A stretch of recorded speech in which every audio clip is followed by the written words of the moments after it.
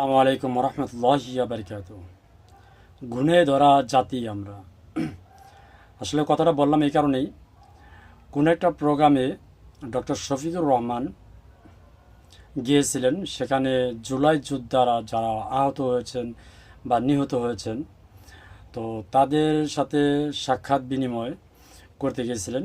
সেই সময় একটি মহিলা, অর্থাৎ তার বয়স হয়তো বা আমার দাদির সমান, নানির সমান হবে, তো তিনি আবেগের বশত ডক্টর শফিকুর রহমানের কে জড়িয়ে ধরেছেন। তো সেই জড়িয়ে ধরাকে কেন্দ্র করে ফেসবুক, টুইটার সব জায়গায় সেই ভিডিওটা ভাইরাল হয়ে গেছে। এবং কি এটা নিয়ে অনেকেই ট্রল করছেন যে ডক্টর শফিকুর রহমান এই বয়সে জড়িয়ে ধরল, তাও ভালো চুম্মা খায় নাই। আসলে কি বলবো, বলার মতো কিছু নাই। সেই বিষয়টা নিয়ে ডক্টর শফিকুর রহমান কুমিল্লাতে একটা বক্তব্য দিচ্ছেন। সেখানে বলছেন, খুব গুসা অবনতি ভাবে বলছেন যে তোদের কি মা বোন নাই? সে আবেগবশত আমাকে জড়িয়ে ধরেছে এবং কান্না করছে। তো সে তো আমারও মা, জাতির মা, সে তো সবারই মা। আসলে নারীরা কিন্তু সবারই মাই হয়। কোনো একটা সময় সন্তানের মা হয়, আবার দাদার মা হয়। মানে নারীরা কিন্তু মার জাতি হয়, সেটা বিভিন্ন ক্ষেত্রে বিভিন্ন বশত। তো যাই হোক, সেই জোরে ধরাটা কেন্দ্র করে যারা রাজনীতি করার, তারা তো রাজনীতি করেছেনই।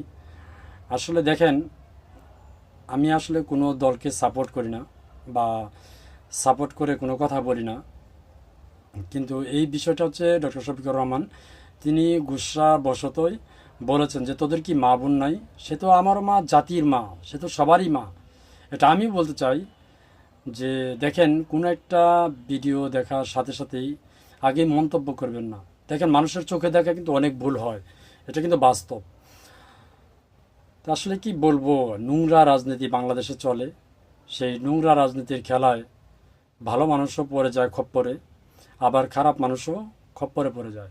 দেখুন, এই বিষয়টা নিয়ে যারা ট্রোল করছেন, দেখেন ইউটিউবে বা আমরা যখন আওয়ামী লীগ সরকার ছিল তখন কিন্তু জনাব তারেক রহমানকে নিয়েও এরকম অনেক ভিডিও আমরা দেখছি যে কিছু দল আছে, তারা